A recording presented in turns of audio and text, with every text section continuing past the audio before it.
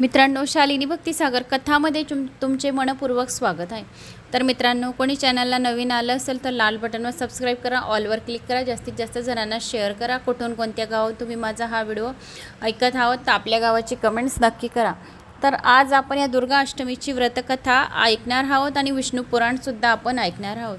तर मित्रांनो, पराशर ऋषी म्हणाले, हे मैत्री, स्वयंभू मन्वंतरात घडलेली एक कथा आहे। स्वयंभू मनीचे मुलगा प्रियव्रत व उत्तानपाद असे होते। तर ही ध्रुवची कथा आहे।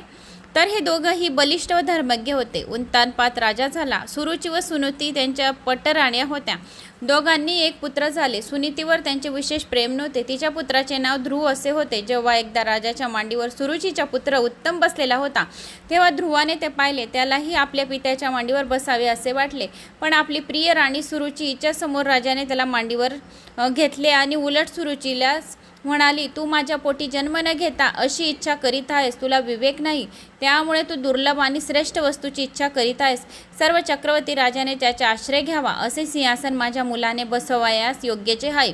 त्याची व्यर्थ इच्छा करून तू स्वतःला ताप करून घेऊ नकोस असे सावत्र आईने बोलणे त्याला बोलून दिले। आपल्या सावत्र आईचे बोलणे ऐकून रागावलेला ध्रुव तेथून निघाला।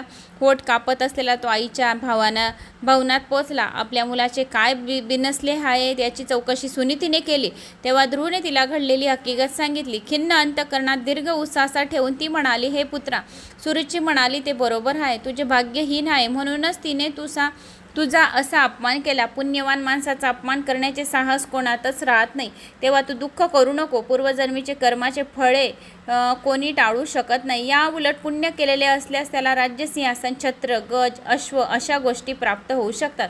असे असल्याने सुरुची आणि तिचा उत्तम पुत्र पूर्वजन्माच्या पुण्याईमुळे त्यांना राजाच्या प्रीती मिळत आहे। मला मात्र पूर्व पुण्याईच्या अभावामुळे राजाची प्रीती मिळत नाही। तरी हे पुत्रा, तू दुःखी होऊ नकोस। तुला जे काही मिळेल त्यात आनंद मान, आणि तरीही तुझे मन खिन्न असेल तर सर्व फले मिळवून देणाऱ्या पुण्याचा साठा करण्यासाठी तप करावं लागेल। कारण खोल जागेत पुण्याचा साठा करण्यासाठी तप करावा लागतो। पाणी आपोआप वाहते, त्याप्रमाणे सत्पात्रात माणसाकडे सर्व प्रकारचे वैभव आपोआप जाऊन पोचतात।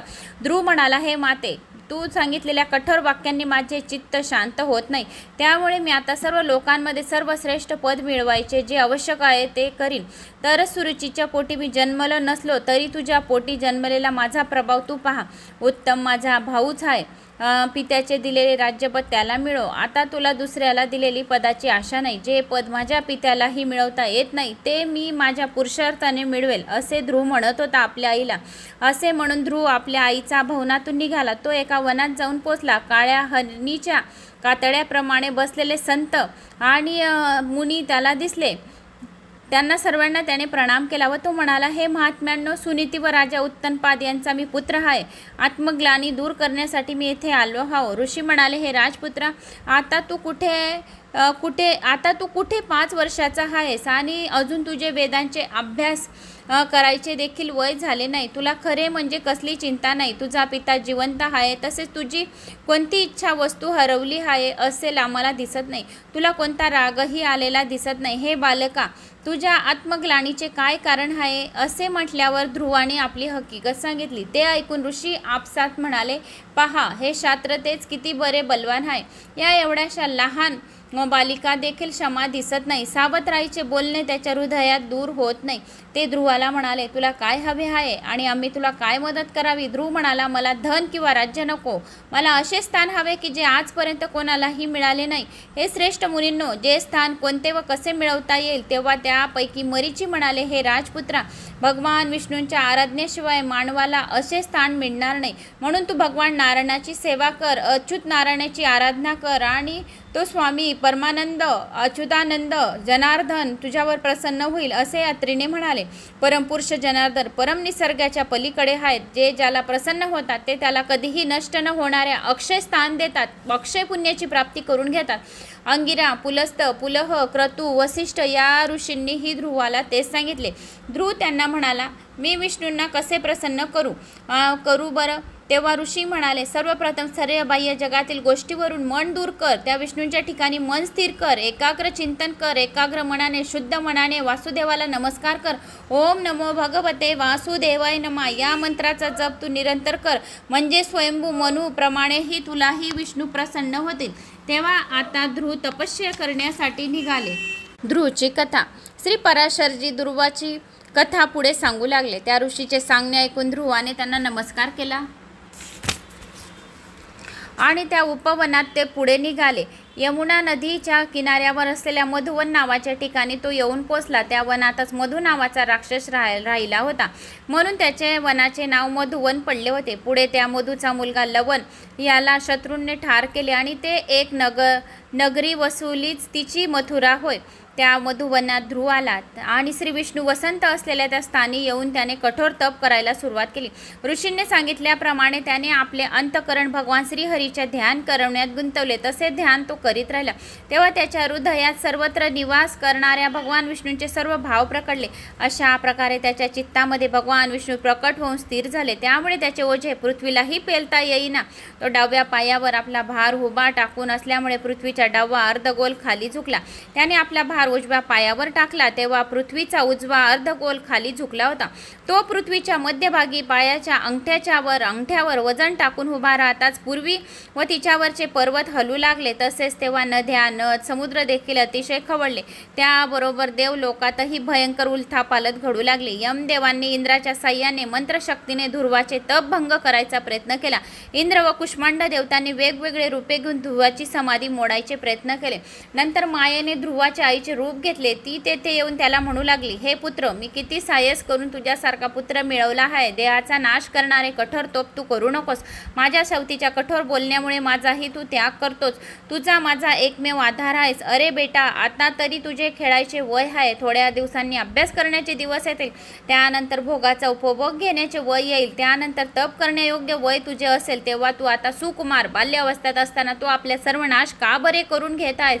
मला सुख देणे हा तुझा परमधर्म्य होय. तू आपल्या वयाला योग्य कर्म कर. आताच तप करण्याचा अधर्म तू सोडून दे. तू आपला हट्ट सोड, नाही तर मी तुझ्या समोरच माझ्या प्राणाचा त्याग करेन. म्हणून तू माया रडू नको. आणि ध्रुवाने मन मात्र विष्णूतच तन्मय झाले होते. त्यामुळे त्या आईचे रूप घेतलेले त्या मायेचे बोलणे ऐकून कानावर पडूनही त्याने ऐकले नव्हते. तसेच ती रडताना त्याला दिसूनही त्याला पाहिले नव्हते. तेव्हा ती म्हणाली, अरे ध्रुवा, उठ आणि ताबडतोब येऊन पळून जा. वनाबाहेर पड. भयंकर राक्षस आपली शस्त्रे उघडून पहा कसे धावून येत आहे. असे सांगून तो तेथून निघून गेली. तोच तेथे हातात शस्त्र घेतलेली अनेक भयानक राक्षस आले. त्याच्या तोंडातून आगीच्या ज्वाळा बाहेर पडत होत्या. त्यांनी ध्रुवाच्या भोवती कोलाहल माजवला.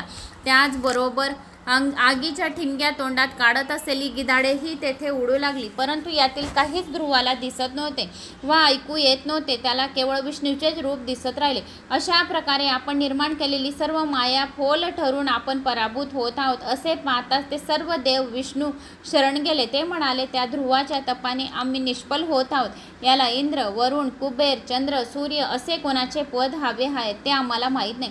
परंतु तुम्ही त्याला तप करण्यापासून परावृत्त करा. आमची काळजी दूर करा. त्यावर विष्णू म्हणाले, हे देवांनो, तुम्ही आपापल्या पदावर जाऊन आपापली कामे करा. कारण तुम्ही समजता त्यातले कुठलेच पद ध्रुवाला नको आहे. त्याची इच्छा पूर्ण करून मी त्याचे तप थांबवतो. विष्णू असे म्हणाले. तेव्हा सर्व देव आपापल्या जागी गेले. भगवान विष्णूंनी ध्रुवाच्या तपाने संतुष्ट झाले.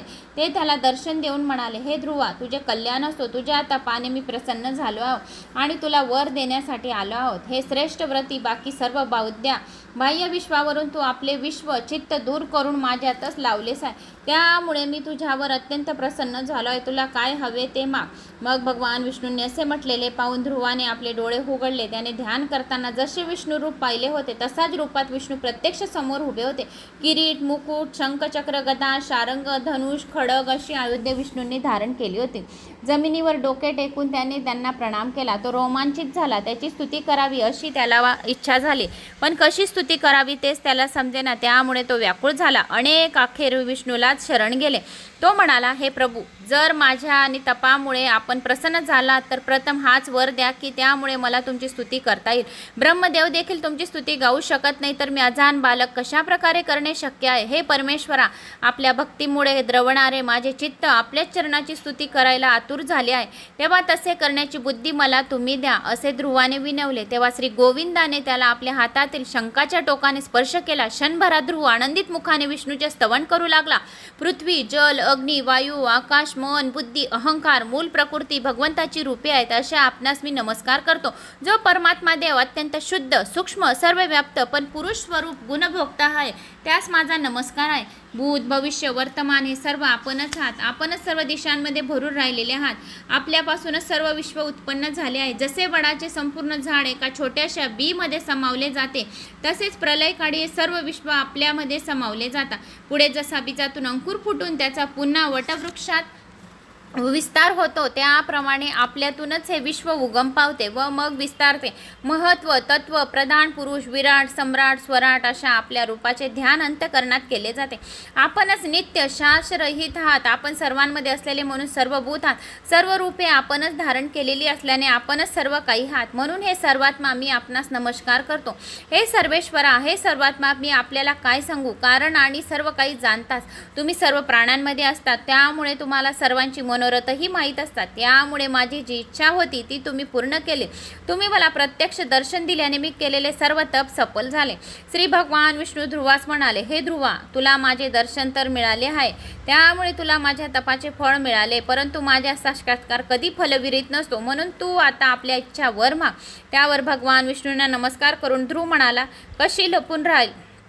ध्रुव म्हणाला, हे भगवान, खरे तर माझ्या मनातील इच्छा तुमच्यापासून कशी लपून राहील, कारण माझ्या मनात तुम्ही स्थित आहात. हे प्रभू, हे जनार्दन, हे ज्या दुर्लभ गोष्टीची मला इच्छा आहे त्याची मागणी मी तुमच्या आज्ञेनेच करतो. हे विश्व रचणाऱ्या तुम्हीच जर प्रसन्न झाला तर आता दुर्लभ ते काही नाही. माझ्या सावत्राईने अहंकाराने म्हटले होते की मी सिंहासनावर बसण्यास योग्य नाही, कारण मी तिच्या पोटी जन्मलो नाही. म्हणून मला तुम्ही असे सर्वश्रेष्ठ स्थान द्या, ते सर्व जगाचा आधार असेल. भगवंत म्हणाले, हे बालका, तू तुझ्या पूर्वजन्मा देखील मला प्रसन्न केले होतेस. त्यावेळी तू एका विद्वानाच्या कुळात जन्मला होतास. तेव्हा तू स्वतःच्या माता पिता यांची सेवा करीत होतास, तसेच धर्माकही होतास. कालांतराने एका राजकुमारीशी तुझी मैत्री झाली, तर राजकुमारास वैभव भोगवायस मिळत असलेले पाहून तुलाही राजकुमार व्हायची इच्छा झाली, म्हणून तुला हा जन्म घेऊन राजपुत्र व्हावे लागले होते. आता तू परत मला प्रसन्न केल्यामुळे त्रैलोक्यातील सर्वस्व स्थान तुला मिळेल. सर्व ग्रह नक्षत्राचे आश्रयस्थान जे आहे ते स्थान मी तुला देतो. सूर्य, चंद्र, मंगळ, बुध, गुरु, शुक्र, शनी, सप्तर्षी, विमानातून फिरणारे देव अशा सर्वांपेक्षा श्रेष्ठ स्थान तू कल्पाच्या आतापर्यंत राहशील. उज्ज्वल तारकाची विमानात बसून तुझी माता देखील तुझ्या बरोबर राहील. प्रत्यक्ष जनार्दन असे म्हटल्यावर त्याच्या त्या वरामुळे ध्रुव अत्यंत श्रेष्ठ अशा स्थानी जाऊन राहिला. तेथे तो आपल्या मातापित्याची सेवा करू लागला. द्वादश अक्षराने मंत्राने ओम नमो भगवते वासुदेवायने या मंत्राने तो तप करू लागला. त्याचे वैभव वाढले आणि मान प्रतिष्ठा सन्मान पाहून शुक्राचार्य देखील म्हणाले, अहो, ध्रुवाच्या तपश्चर्याचे फल किती प्रभावी अद्भुत आहे. त्यामुळे तो सप्तऋषींच्या अग्रभागी जाऊन राहिला. त्यामुळे त्याचे आईसही चिरंतन स्थान मिळाले. जो कोणी हे कीर्तन कोणाला सांगेल, वाचेल किंवा ऐकवेल या शेअर करेल, त्याची सर्व पापे जळून भस्म होतील, नष्ट होतील, तो स्वर्गात राहील. जो कोणी ही कथा ऐकेल त्याला स्वर्गाची प्राप्ती होईल. पृथ्वी दोन्ही ठिकाणी त्याला आपले स्थान सोडावे लागत नाही. सर्व मंगल वस्तूंची संपन्न असलेले दीर्घ अस्तित्व आणि दीर्घ आयुष्य त्याला मिळेल. अशी ही ध्रुवची कथा होती. तर ही ध्रुवची कथा, मला अशी आशा आहे की विष्णू पुराणांमधील ओम नमो भगवते वासुदेवाय नमः या मंत्राचा जो कोणी जप करतो आणि ध्रुवची कथा ऐकतो, वाचतो, कोणाला सांगतो, तर त्याची पापे जळून भस्म होतात, असे सहजासहजी स्वतः विष्णू भगवानांनी सांगितलेले आहे. तर मला अशी आशा आहे की तुम्हाला माझा हा व्हिडिओ आवडल्यास एक लाईक करा, चॅनलला सबस्क्राईब करा. कुठून कोणत्या गावाहून तुम्ही माझा हा व्हिडिओ ऐकत आहोत, आपल्या गावाची कमेंट्स नक्की करा. आता आपण दुर्गा मातेची कथा ऐकणार आहोत. जय श्री महाकाल, श्री गणेशाय नमो नमः.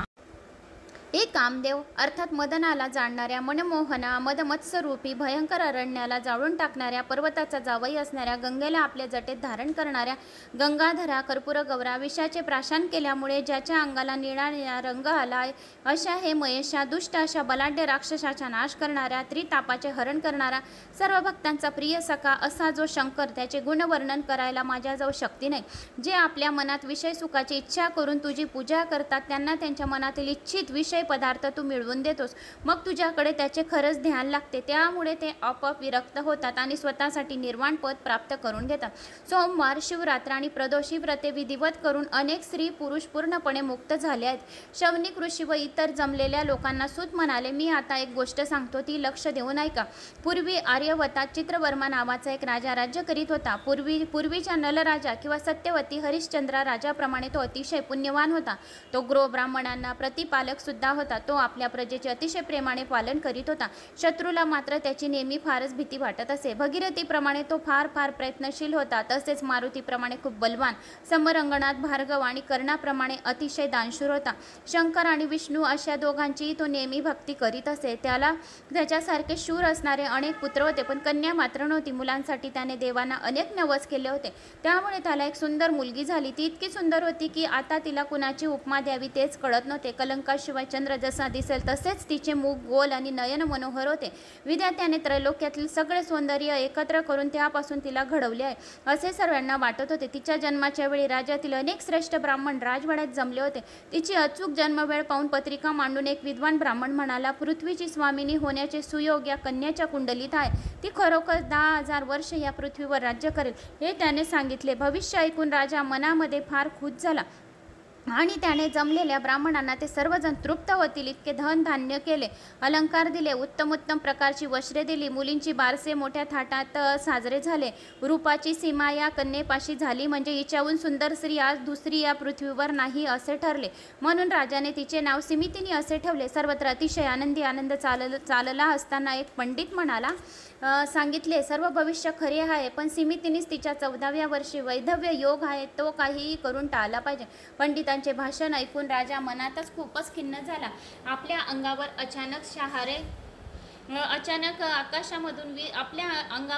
आकाशामधून वीज कोसळली आहे किंवा कुणीतरी व्रजाचा आघात आपल्या अंगावर करीत आहे असे त्याला वाटले. पंडित पुढे म्हणाला, राजा चिंतेचे काही कारण नाही. शंकराच्या कृपेने सौभाग्यवर्धन होईल याची खात्री बाळग. तू शंकराची भक्ती कर. मी बोललो ते काही खोटे होणार नाही आणि तो भगवान शंकर असे होऊही देणार नाही. राजाने सर्व ब्राह्मणांना प्रणाम केला. सर्व आमंत्रित ब्राह्मण व इतर पाहुणे मंडळी आपापल्या घरी निघून गेले. हळूहळू दिवस जात होते. एखाद्या चंद्रकलेप्रमाणे सिमितिनी मोठी होत होती. 14 विद्या आणि 64 कलात ती अतिशय निपुण झाली होती. आता सिमितिनी उपवर झाली. राजाचे मन मात्र चिंतेने दग्ध झाले होते. विचार करून त्यांचा मेंदू फार शिनला होता. सिमितिनी आता पौर्णिमेच्या पूर्ण चंद्रासारखी खूपच सुंदर दिसत होती. तिचे गायन सुरू झाले म्हणजे कोकिळा सुद्धा लाजून गप्प बसत असे. तिच्या सर्व अंगाला असा काही सहज सुंदर मधुर सुवास येत असे की कस्तुरीच्या मागे शोध घेत पडणारे मृग कस्तुरीचा शोध सोडून सिमितिनीच्या मागे धावत असे. वडिलांना तर ती जीव की प्राण वाटत होती. तिचे मुख कमल पाहिल्यानंतर चंद्र निस्तेज होत जात असे. नाजूक कमर बघून सिंह लज्जित होत असत. तिचे कुरळे केस पाहून भुंगे तिच्या भोवती फिरून रुंजी घालत असत. कमळे, हरणे आणि मासे तिचे तेजस्वी सुंदर डोळे पाहून स्वतःला तुच्छ समजत असे. लांबसडक केसांची काळी भोर इकडे तिकडे हलणारी वेणी पाहून भुजंग आपल्या वारुळात दडून बसत असे. तिची सरळ नासिका पाहून पोपट या झाडावरून त्या झाडावर नुसते उड्या मारीत असे. तिचे लाल चुटूक होठ पाहिल्यावर बिंब फळे लाजत असत. डाळिंबाचे पांढरे शुभ्र दाणे एका ओळीत ठेवावे असे तिचे दात सुंदर होते. कमंडलू सारखे दिसणारे भरदार स्तनयुगल होते. तिच्या अंगावर दरवळणारा सुवास 10 मैल लांब होत असे आणि कांतीची तेजस्वी अशी प्रवाही तशीच सर्वत्र पडत असे. तिच्यासारख्या तिच्या सुंदर मैत्रिणी नेहमी तिच्याबरोबर असत. तिच्याशी गप्पा मारत. त्याच्या तोंडून एकदा तिने ऐकले होते की आपल्या 14व्या वर्षी वैधव्य येणार आहे असे भविष्य पूर्वीच एका पंडिताने सांगितले आहे. ते ऐकल्यानंतर सिमितिनी मनातून घाबरली होती. म्हणून एके दिवशी तिला ऋषी याज्ञवल्क्याची पत्नी मैत्री भेटली. तेव्हा तिचे पाय धरून गहिवरलेल्या आवाजातच सिमितिनी तिला म्हणाली, हे माते, तुला मी शरण आले. माझे सौभाग्य रक्षण करण्यासाठी, सौभाग्य वाढवण्यासाठी मी कोणते व्रत करू याचे मार्गदर्शन तू मला कर. कोणत्या देवाची पूजा करू, कोणत्या गुरुला शरण जाऊ, तू ते मला सांग. मला 14व्या वर्षी वैधव्य येणार आहे असे भविष्य पंडितांनी सांगितले आहे. ही दुर्गती टाळण्यासाठी मग आता मी करू तरी काय. मग तिला धीर देत मैत्री म्हणाली, मुली शांत हो, मी सांगते ते तू ऐक. तू सोमवारचे व्रत धर. मी तुला पंचाक्षरी मंत्र देते, तो कायम लक्षात ठेव. आणखी काय काय करायचे ते नीट करून घे, ऐकून घे. रात्री शंकराची यथासांग पूजा करावी. गंध, अक्षदा, फूल, पंचामृत, नैवेद्य अशी षोडोपचाराने पूजा करावी. ते व्रत करीत असताना जरी तुझ्यावर केवढेही संकट मोठे आले तरी व्रत सोडू नको. ब्राह्मण भोजन घाल. सवाशन ब्राह्मणाचे मेवणे सांग. त्यांची मनोभावे पूजा कर. तुझ्यावर मोठमोठे दुःखाचे पर्वत जरी कोसळले तरी सोमवारचे व्रत करू नकोस. व्रताला तू कधीही कंटाळा करू नकोस. तुझ्यावर आलेल्या दुःखाचे खापर सोमवारच्या व्रतावर फोडू नकोस. मैत्रिणीने सिमितिनीला उपदेश केला आणि तिच्या सांगण्याप्रमाणे सिमितिनीने सोमवारचे व्रत सुरू केले. सिमितिनीच्या पित्याला तिच्या विवाहाची काळजी होतीच. नल राजाचा नातू हा इंद्रसेनाचा मुलगा चित्रगंध हा वर म्हणून सिमितिनीसाठी त्याने ठरवला. आपल्या आजोबांच्या प्रमाणे नल राजाच्या प्रमाणे चित्रगंध ही फार शूर पराक्रमी होता, कीर्तिवंत होता. सर्व पृथ्वीवर त्याच्यासारखा सुंदर तरुण पुरुष नव्हता. सिमितिनीचा त्याच्यावर तिच्या पित्याने विवाह ठरवला. सिमितिनी येती मैत्रिणी सांगितल्याहून सुद्धा जास्त व्यवस्थितपणाने सोमवारचे व्रत आचरत होती. दर 8 दिवसांनी आपल्या घरी 1100 सवाशन ब्राह्मण ती जेवू घालत असे. त्यांना चांगले वशरंकार देत असे. घरी किंवा दारात आलेल्या अतिथीला अन्नदान करीत असे. यथासांग आणि मनोभावे शिवपूजन करीत असे. दर सोमवारी रात्रभर न कंटाळता जागरण करीत असे. तिने आपल्या नगरातील रत्नखचित शिव मंदिरात एक सुंदर शिवलिंग स्थापन केले होते. पूजाविधीत ती काही कमी पडू देत नसे. शिवाला अभिषेक केला की सर्व पापांचा नाश होतो. त्याला गंध, अक्षदा, फुलांच्या माळा वाहिल्या की स्त्रीचे सौभाग्यवर्धन होते. शिवापुढे धूप जाळला की अंग सुवासिक बनते. शिवापुढे दिवा लावला की दिवा लावणाऱ्याचा वंश वाढतो, त्याचे आयुष्य वाढते, दीर्घ आयुष्य होतं. शिवाला नैवेद्य दाखवलं म्हणजे त्याच्यावर लक्ष्मी प्रसन्न होते. विडा जर ठेवला शिवापुढे 2 नागिनचे पानं आणि त्यात 2 लोंगांची जोडी, 2 लोंगा ठेवल्या, 1 वेलायची, 1 चारोळी, 1 किशमिश, काजूचा तुकडा, बदामचा तुकडा, विडा जर त्या पानामध्ये संपूर्ण ड्रायफ्रूट ठेवले तर 4 पुरुषार्थ मिळल्यासारखे होते. मनोभावे नमस्कार जर केला तर चांगले आरोग्य प्राप्त होते. शिवलिंगाला प्रदक्षिणा घातल्या म्हणजे मनातील भ्रम नाहीसा होतो. शिवनामाचा जप केला की त्याला सहजासहजी महालक्ष्मी महासिद्धी प्राप्ती होते. होम हवन केले की भरपूर प्रमाणात संपत्ती प्रमाणात मिळते. कीर्तन जर केले शिवाचे तर प्रत्यक्ष शंकर त्याच्या पुढे उभा राहतो. शिवाचे ध्यान केले की ध्यान करणाऱ्यास महाज्ञान मिळते. शिवाचे गुणगान ऐकले की आधी व्याधी नष्ट होतात. शिवापुढे नित्य केले तर जन्म मरण्याचा फेरा चुकतो. शिवापुढे मंगल असे वाद्य घोष केले की कीर्ती दूरवर पसरते. जे जिथे जातात तिथे त्यांना यश, कीर्ती, मान, सन्मान, विजय मिळतो. भगवान शंकराला अलंकार वाहिले की सर्व ठिकाणी जय मिळतो. ब्राह्मण भोजन घातले की त्याला हवे ते प्राप्त होते. सिमितिनी अशा प्रकारचे व्रत मनापासून आचरण करीत होती. शिवपूजनात मग्न होती. चित्रवर्मा राजाने चित्रगंधाला मोठ्या आदराने आपल्याकडे येण्याचे आमंत्रण दिले. आणखी एक अतिशय योग्य मुहूर्त पाहून आपली कन्या सिमितीने त्याला अर्पण केली. संपूर्ण नगरीमध्ये 4 दिवस डोळ्याचे पारणे फिटण्यासारखा फार मोठा सोहळा सुरू झाला. त्याचे वर्णन केले तर गोष्ट फार वाढेल. सहस्राब्ज सोन्याच्या मोहरा राजाने आपल्या जावयास वरद दक्षिणा दिल्या. वस्त्रे, अलंकार, रत्ने किती दिले तर याची गणतीच करणे कठीण होते. तसेच अश्वशाळा, गजशाळा, चित्रशाळा आणि नित्यशाळा याही त्याने जावायला आनंद दिल्या. 4 दिवस 4 वर्गाचे सर्व लोक जेवायला बोलवून त्याने स्वादिष्ट व यथेष्ट जेवण देऊन तृप्त केले. ब्राह्मणांना एवढे धन दिले की त्यांना ते उचलून नेणे सुद्धा शक्य होईना, म्हणून त्यांनी त्यातील काही रस्त्यात टाकून दिले. आपल्या औदार्यारूपी अग्नीने त्याने सर्व दारिद्र्यरूपी रान संपूर्णपणे जाळून टाकले. धनाचा परोपकारी मेघ वर्षाव सुरू केला. लागताच दारिद्र्याचा धुराळा खाली बसला आणि याचकाचे तृप्तरूपी तृणांकर नगरीमध्ये सगळीकडे उगवले. नैषद्य नगरीचे लोक सुद्धा वधू सिमितिनीला पाहून फारच खुश झाले होते. चंद्राच्या 16 कला चिरून तिचे 32 दात बनवले आहेत काय असा तिच्याकडे पाहणाऱ्याच प्रत्येकास भास होत होता. तिच्या श्वासात सुगंध भरला होता. तिच्या सौंदर्याला उपमाच देता येत नव्हती. लग्न समारंभ आनंदाने अगदी व्यवस्थितपणे पार पडल्यानंतर वराडसह राजा इंद्रसेन नैषद्य देशाला निघून गेला. दसरा आणि दिवाळी जवळ आली असल्याने राजाने आपल्या जावयाला व मुलीला आग्रह करून ठेवून घेतले. अगदी कृष्ण रुक्मिणीसारखा चित्रगंध सिमितिनीचा जोडा शोभून दिसत होता. त्याची सर्व हौस मौज चित्रवर्मा राजा पुरी करीत असे. एक दिवस काय झाले, आपल्याबरोबर आपले खात्री खास दास दासी आणि मोठी सेना घेऊन चित्रगंध राजा शिकारीसाठी रानात गेला. शिकार मनजोगती झाली, पण त्या धावपळीने राजाला फार फार श्रम झाले होते. घामाने सर्व अंग भिजले होते. म्हणून त्याने एक सुंदर नौका मागवली आणि आपल्या एक मुख्य शरीर रक्षकाला घेऊन चित्रगंध राजा नौकेत बसला. यमुना नदीत राजाची नाव मुक्तपणे विहार करू लागली. बाकीचे सारे सेवक व सैन्य यमुनाच्या काठावर आरामात गप्पा मारत बसले होते. सर्वजण आपल्या राजाच्या म्हणजेच आपल्या जावयाच्या रूपाचे वर्णन, रूपाचे, गुणाचे, स्वभावाचे मनापासून कौतुक करीत होते. यमुना नदीच्या पाण्याचा थांग कधी कुणाला लागला? यमुनाच्या खोल डोहात नौका गेली असताना एकदम सोसाट्याचा मोठा वारा सुटला. नौका एकदम डळमळू लागली. सगळीकडे एकदम गोंधळ माजला. थोड्याच वेळात ती छोटी नौका त्या अथांग पाण्यात बुडाली. त्या सरशी लोक आकात करू लागले. सैन्यात एकपेक्षा एक शूरवीर होते, पण अशा स्थितीत काय करावे त्यांना काही कळत नव्हते. धावत पळत आणि रडत राजा विचित्रवर्माकडे गेला. त्याने ही बातमी सांगितली. वक्षस्थळ दुःखाने बडबतच राजा यमुनेकाठी आला. ढोलीत बसून आपल्या आईबरोबर सिमितीनेही तेथे आली. सर्वजण शोकसागरात अगदी गळ्यापर्यंत बुडाले होते. मूर्छा येऊन धरणीवर कोसळणाऱ्या आपल्या लाडक्या लेकीला राजाने कसे तरी सावरले. सिमितिनीची आई आपल्या मुलीच्या गळ्याला मिठी मारून शोक करू लागले. सिमितिनीचा त्यावेळचा शोक ऐकून पृथ्वी सुद्धा कंपित झाली. समुद्राचे पाणी खूप तापले. पशु पक्षी वृक्ष लता पर्वत सर्वजण सिमितिनीच्या बरोबर शोकसागरात अखंड बुडाले. दुःखाचा अतिरेक झाल्याने सिमितिनी तेथेच बेशुद्ध पडली. तेवढ्या चित्रगंधाचा पिता इंद्रसेन घाईघाईने आपल्या राणीसह तेथे आला. पुन्हा दुःखाचा सागर उफाळला. सुनेचा विदीर्ण मुखाकडे इंद्रसेनाला तर बघवेना. चित्रगंधाची आई लावण्यवती खालची जमिनीवरची माती घेऊन तोंडात घालत अतिशय शोक करू लागले.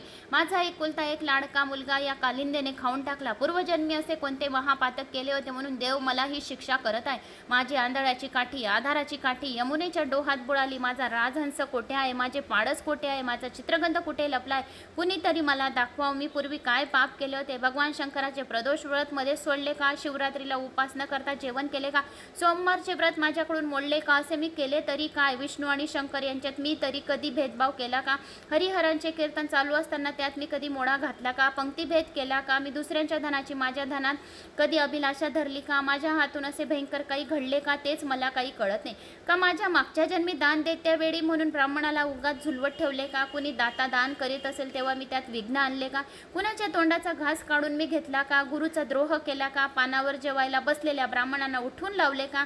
हरणी आणि तिच्या पाडसाला मी कधी विरहाचे दुःख दिले का? काही कळत नाही. माझे सौख्य निदान आज एकाएकी नष्ट झाले आहे. आता मी काय करू? प्रधानांनी, मंत्र्यांनी, राजा राणींनी कसे बसे सावरून धरले. चित्रवर्मा राजाने त्या सर्वांना आपल्या राजवाड्यात नेले. शोकाने व्याकुळ झालेले राजा इंद्रसेन, त्याची पत्नी लावण्यवती थोडे दिवसांनी आपल्या नगरीला परतली. ते आपले नैषध्य देशाचे राज्य शत्रूंनी घेतलेले त्यांना आढळले. शत्रूच्या हाती पडू नये म्हणून ते दोघं पळून जाऊ लागले, पण शत्रूने त्यांना कैद केले आणि त्यांना तुरुंगात टाकले. सिमितीने सुद्धा मोठ्या धाडसाने आपला शोक आवरला. आता मैत्रिणीने सांगितलेल्या गोष्टीचा तिला स्मरण झाले. ती म्हणाली होती, केवढेही दुःखाचे पर्वत अंगावर कोसळले तरी व्रत सोडू नको. सिमितीने आपले व्रत तसेच पुढे चालू केले. दर 8 दिवसांनी 1100 सभाषण ब्राह्मणांची ती पूजा करू लागली. तिने स्वतः सर्व सुखभोगाचा त्याग केला. दिवस रात्र शिवाचे स्मरण चालू केले. अशी 1, 2, 3 वर्ष निघून गेले. इकडे जेव्हा चित्रगंधाची होडी यमुनेत बुडाली तेव्हा तो पाण्यात पडला. तिथल्या नागकन्यांनी त्याला पाताळ नगरीत नेले. तेथील नाग लोकाचे सौंदर्य पाहून चित्रगंध राजा फार फार आश्चर्यचकित झाला. तेथे पद्मिनी, हस्तिनी, चित्रिणी, शाकिनी अशा सर्व प्रकारच्या सुंदर तरुणी होत्या. त्याच्या सर्व अंगाला दिव्य सुगंध येत होता. तपस्व्याचे तप मोडले असे सौंदर्यांना त्यांना लाभले होते. सर्व विस्तीर्ण लाभ रस्त्यावर नवरत्नाचे सडे पडले होते. स्वर्गातील सुखाहूनही येथील नाग लोकातले सुख जास्त श्रेष्ठ होते. पाताळ नगरीचा राजा तक्षक नावाचा एक नाग होता. नागकन्याने चित्रगंधाला आणून तक्षकासमोर उभे केले. चित्रगंध राजाने तक्षकाला अगदी नम्रपणे प्रणाम केला व राजाची स्तुती केली. तक्षक राजाने विचारल्यानंतर चित्रगंधाने आपली सर्व हकीकत त्याला सविस्तरपणे सांगितली. तक्षकाने विचारले, तुम्ही कोणत्या दिवशी कोणत्या देवाची भक्ती करता? आम्ही भक्ती करतो शंकराची. शंकर कृपेचा महिमा फार अगाध आहे. चित्रगंधाने उत्तर दिले, प्रकृती आणि पुरुष दोघंही शंकरांनीच निर्माण केले आहेत. या अनंत ब्रह्मांडाचा सारा पसारा त्यानेच मांडला आहे. त्याची इच्छा बदलली तर एका क्षणात ते त्यांनी निर्माण केलेल्या त्या सर्व ब्रह्मांडाचा नाश करू शकतील. पंचमहाभूते आपल्या शक्तीसह प्रकृती पुरुषात सामील झालेले असतात. प्रकृती पुरुष एकरूप होऊन आदी पुरुषात सामावतात. आदिपुरुष ज्याला म्हणतात तो आदिपुरुष म्हणजे सांब सदाशिव, हर सांब सदाशिव, हर सांब सदाशिव. आदी त्याचीच मनापासून भक्ती करतो.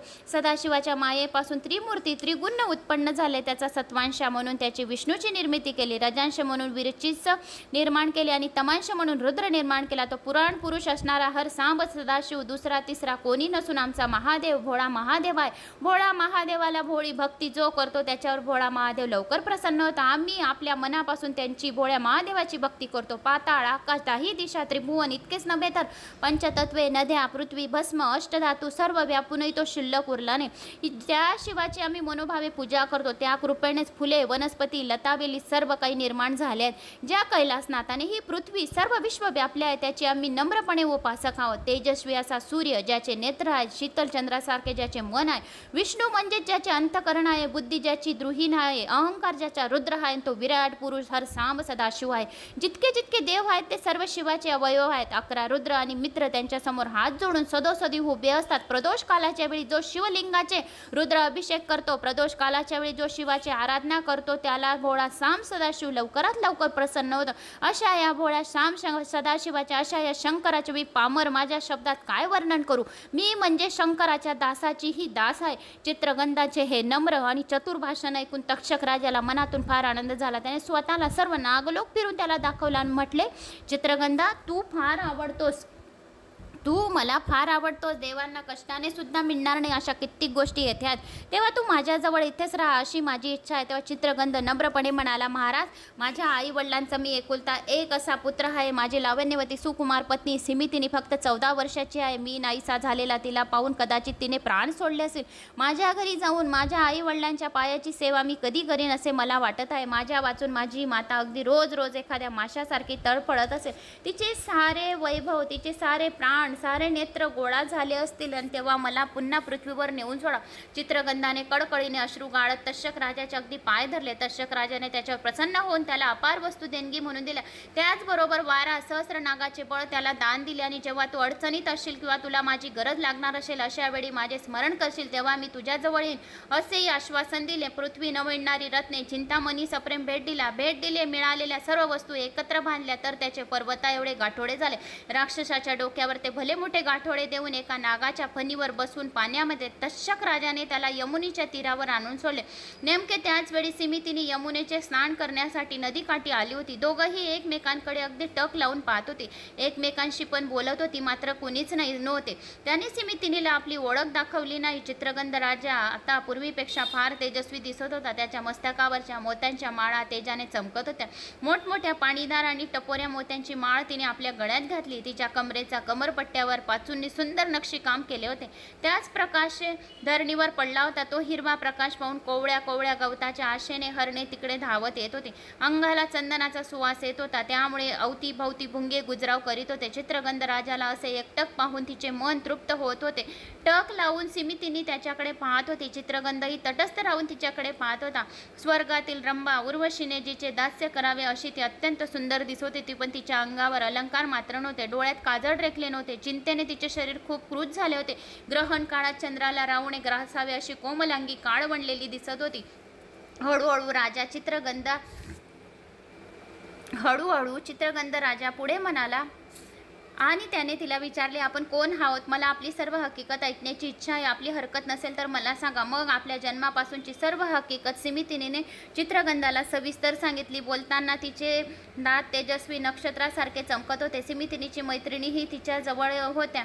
त्यांनी सांगितले की 3 वर्षापूर्वी तिचा पती याच ठिकाणी यमुनेच्या पानात नावेतून पाण्यात पडून मरण पावला आहे. हिच्या सासू सासऱ्यांना शत्रूंनी पकडून कैदेत ठेवले आहे. या सुंदरीची त्यामुळेच आज अशी ही दयनीय अवस्था झाली आहे. तिची अशी हकीकत ऐकताना चित्रगंधाचे डोळे अश्रूने भरून आले. आपल्या उत्तरीयाने आपले डोळे पुसत होता. सिमितीने आपल्या सख्यांना हळूच कानात सांगितले की त्यांना त्याचे नाव, गाव काय आहे, कुठून आला, सर्व विचारा.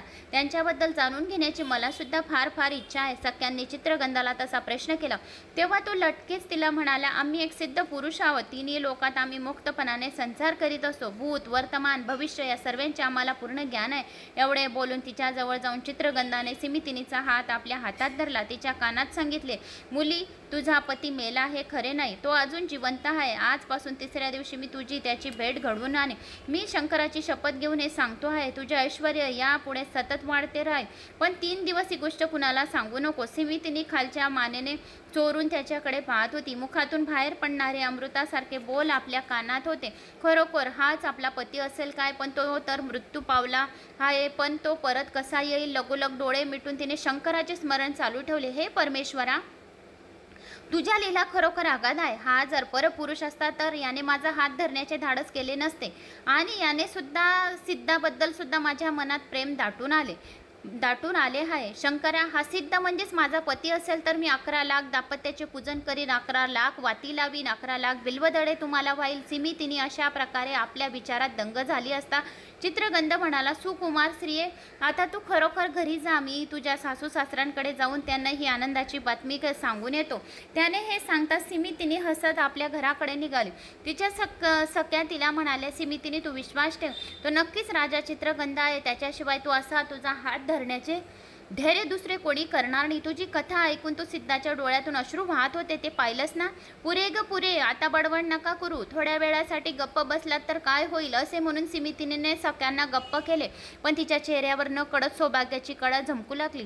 इकडे चित्रगंध एका क्षणात नैषद्य नगरीजवळ गेला. नंतर एका नागाने मनुष्य रूप धारण केले. तो राजधानीत जाऊन राजाला म्हणाला, सहस्त्र नागाचे बळ घेऊन चित्रगंध आपल्या राजाकडे आला, तेव्हा तुम्ही अगोदर गुपचूप इंद्रसेन व लावण्यवतीला मुक्त करा आणि पुन्हा सिंहासनावर बसवा, नाही तर त्यांच्याशी युद्ध करून त्यांच्या पुढे मरायला तयार व्हा.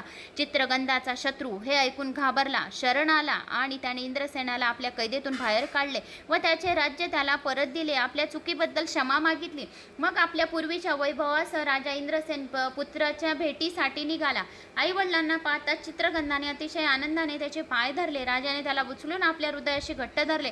लावण्यवतीनेही आपल्या पुत्राला कडकडून मिठी मारली. त्याच्या कपाळाचे खूप आनंदाने कितीतरी पापे घेतले. 14 वर्षानंतर श्रीराम कौशल्येला भेटत आहे असे माय लेकराची भेट पाहून वाटत होते. हरवलेले एखादे रत्न सापडावे, एखाद्या जन्मद्याला दृष्टी द्यावी किंवा प्राण जाता जाता तोंडात अमृत पडावे, तसे चित्रगंधाला पाहून लावण्यवतीला झाले होते. शेजारचे भोवतालचे सर्व राजे, सर्व प्रजा चित्रगंधाला भेटायला उत्तम ते मूल्यवान नजराणे घेऊन धावत होते.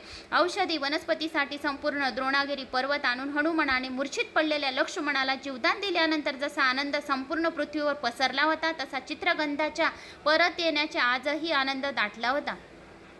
सर्व नैषद्यपुरी लता पल्लव पथकांनी शृंगारले होते. मात्या पित्यासह चित्रगंधा प्रमुख रस्त्यावरून मिरवत चालला होता. चित्रवर्मा राजाला ही बातमी कळण्यासाठी त्याच्या राज्याकडे सेवक धावले होते. राजाला जामात आले आहेत अशी शुभ वार्ता कळवताच काय करावे आणि काय नाही हे त्याला सुचेना.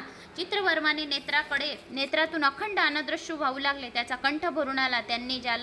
ज्यांनी त्याला हे शुभ वर्तमान येऊन सांगितले त्याने राजाने आनंदाने अपार धन दिले. अनेक रथ भरून संपूर्ण नगरात साखर वाटण्याचा हुकूम दिला.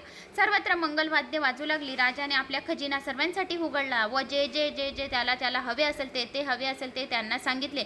जय जय उमानाथपती, जय जय उमानाथपती म्हणून राजा आनंदिशाने नाचू लागला. त्याचे पायातील जोडे घेऊन सेवक मागून धावत होते. सिमितीला सख्याने उत्तम प्रकारे सजवले. ते शिवनामाचा जय जयकार करीत तिच्या गळ्यात परत मंगळसूत्र बांधले. तिच्या सुंदर नेत्रात काजळ रेखले. कपाळी कुंकुवाचा सौभाग्य तिलक केला. पुन्हा एकदा लावला आणि दशगुणी विडा करून तिला खायला दिला होता. एक जण तसंच पुढे करीत होते. नगरातल्या सगळ्या स्त्रिया सिमितिनीला बघायला राजवाड्यात गोळ्या झाल्या होत्या. सिमितिनीच्या आईने तिला अतिशय प्रेमाने मिठी मारून म्हटले, पोरी, तुझे सौभाग्य आज खरोखर पुन्हा तेजाने जगमगत आहे. तू अशीच सुखात राहा. सोमवारच्या व्रताची योग्यता काही वेळच आहे. सिमितिनीने शंकराला म्हटल्याप्रमाणे 11 लाख दाम्पत्याचे व्रताचे दिवशी पूजन केले होते. तेवढ्या चित्रगंध राजा आपल्या आई वडिलांसह तेथे आला. जावयाला अतिशय प्रेमाने मिठी मारून चित्रवर्मा राजाचे खूप खूप आनंदश्रू गाळू लागले. दश दिशा अतिशय पुलंकित झाल्या. देवांनी स्वर्गातून त्याच्यावर आनंदाने पुष्टवृत्ती केली. नंतर चित्रवर्मा राजाने जावयाला मिरवत आपल्या राजधानीच्या नगरात आणले. तेथे पुन्हा चित्रगंध सिमितिनीचा विवाह सोहळा करण्यात आला. राजानंतर चित्रगंधाने एकांतात सिमितिनीची भेट घेतली. पाताळ नगरीतील आणलेले अतिशय अद्भुत रम्य अलंकार त्याने सिमितिनीला घालावयास दिले. पाताळ नगरातील सुगंधराज आपल्या हाताने त्याने सिमितिनीला लावला. लावण्यवती सिमितिनी आता पाताळ नगरीच्या आभूषणाची आणखीन जास्त सुंदर दिसत होती. नंतर आपल्या सासऱ्याला सुद्धा चंद्रगंधाने अनेक वस्तू भेट म्हणून दिल्या आणि आपल्या सासू सासऱ्यांना सिमितिनीने नम्रपणे नमस्कार केला. मग तुझा सौभाग्याचा समुद्र असाच भरलेला राहू दे असा त्यांनी तिला शुभ आशीर्वाद दिला. मग सर्वजण परत नैषध्य नगरीला आले. पृथ्वीवरच्या सर्व मोठमोठ्या राजांनी एकमताने चित्रगंध राजाला सम्राट म्हणून मान्यता दिली. आपले राज्य आपल्या मुलीच्या स्वाधीन करून राजा इंद्रसेन तपश्चर्याला निघून गेले. शंकराचे तप करून शेवटी त्याला शिवपदाशी मोक्ष मिळाला. पुढे पित्यासारखेच म्हणजे चित्रगंधासारखे तेजस्वी 8 पुत्र सिमितिनीला झाले. चित्रगंध व सिमितिनीने 10,000 वर्ष यापूर्वी सुखाने राज्य केले. पूर्वीच्या नल राजाप्रमाणे चित्रगंधानेही आपले चांगले कीर्ती 10 दिशात पसरवली. प्रजेवर अतिशय न्यायाने राज्य केले. शिवरात्र सोमवार प्रदोषी व्रते निष्ठेने शेवटपर्यंत चालू ठेवली. सिमितिनीची सुद्धा कीर्ती 10 दिशात पसरली. असे हे सिमितिनीचे सुंदर सौभाग्यकारी अखंड सौभाग्याचे वरदान वरदायी आख्यान ज्या स्त्रिया नियमितपणे ऐकतील, दुर्गाष्टमीला ऐकतील तरी सुद्धा त्याचे सौभाग्य अखंड राहील. कुणाचा जर पुत्र दूर गेला असेल तर त्याचा पुत्र या पती दूर गेला असेल तर त्याचा पती पुन्हा लवकर परत येऊन भेटेल. ज्या विधवा स्त्रिया या आख्यान ऐकतील त्यांना पुढील जन्मी सुंदर मिळून सुंदर चिरंतन सौभाग्य अखंड सौभाग्याचा पुढील जन्मात लाभ होईल. म्हणून एकदा सुरू केलेले सोमवारचे व्रत कोणीही सोडू नये. शिवचरणावर पक्की निष्ठा ठेवावी. हे आख्यान ऐकल्यावर एखादा हरवलेला मुलगा त्याला पुन्हा येऊन मिळतो. हे आख्यान ऐकणाऱ्याचे आयुष्य आरोग्य धन संपत्ती ऐश्वर मनातल्या सर्व इच्छा ज्ञान विद्या प्राप्ती होते आणि संकटातील जे काही संकट असतील ते दूर होते. मृत्यूकाल जो जर जवळ आला असेल तर मृत्यूकाल सुद्धा दूर होतो. जवळचे गेलेले धन प्राप्त होते. त्याच्या शत्रूच्या आणि त्यांच्या शत्रूच्या त्यांच्याकडून जर अगदी सहजपणे पराजय होईल. हे आख्यान ऐकणाऱ्याचे म्हणजे एक अंबास असे पाळ्याचे एक अमृत आहे. हे सिमितिनीचे आख्यान म्हणजे एक तीर्थाचे तीर्थ मानलेले प्रयाग तीर्थ आहे. जो कोणी 12 ज्योतिर्लिंगांमध्ये स्नान केल्याचे पुण्य जेवढे मिळेल तेवढे हे आख्यान ऐकणाऱ्याला 12 ज्योतिर्लिंगामध्ये स्नान केल्याचे पुण्य मिळेल. भक्तिरूपी माघ मासात यात स्नान करतात लागलेले सर्व पुण्य सर्व पापे त्यांचे नष्ट होतील. तेवढे पुण्य हा अध्याय ऐकला म्हणजे त्याला मिळेल अतिशिवपदाची प्राप्ती होईल. सिमितिनीचे आख्यान म्हणजे एक अमृत असं आहे. म्हणजे अमृत आपल्याला मिळेल असं समजावे. फक्त सज्जनांनी प्यावे. निंदक राक्षस टापट यांनी हे आख्यान ऐकू नये. श्रीधर स्वामी म्हणतात की अर्पणेचा पती म्हणजेच खरोखर ब्रह्मानंद आहे. तर असे हे सिमितिनीचे आख्यान अखंड सौभाग्यवतीचे आख्यान धनप्राप्तीचे आख्यान आहे मित्रांनो. तर हे आख्यान रोज पण ऐकले तरी आपल्या सर्व पापांचे तर नाश होईलच, पण त्याशिवाय महालक्ष्मी सुद्धा आपल्यावर प्रसन्न होईल. तर अशा या सिमितिनीच्या आख्यानासाठी एक लाईक करा, चॅनलला सबस्क्राईब करा. कुठून कोणत्या गावात तुम्ही माझा हा व्हिडिओ ऐकत आहात आपल्या गावाची कमेंट्स नक्की करा. जर तुम्ही शिवाचे भक्त आहे तर कमेंट्स लगेच करणार, कारण माझा आत्मविश्वास वाढेल. आणि कोणी चॅनलला नवीन आलं असेल तर लाल बटनवर सबस्क्राईब करेल, ऑलवर क्लिक करेल, जास्तीत जास्त जणांना शेअर करेल. आणि शालिनी भक्तिसागर कथा या चॅनलवर दुर्गा पुराण चालू आहे. तर शालिनी भक्तिसागर कथा हे चॅनल पण सर्च करा आणि दुर्गा पुराण ऐकण्याचे मराठीमध्ये करावे. त्या चॅनलला बी सबस्क्राईब करा. जय श्री महाकाल कमेंट्समध्ये नक्की करा. आपल्या गावाचं नाव तरी करा. जय श्री महाकाल.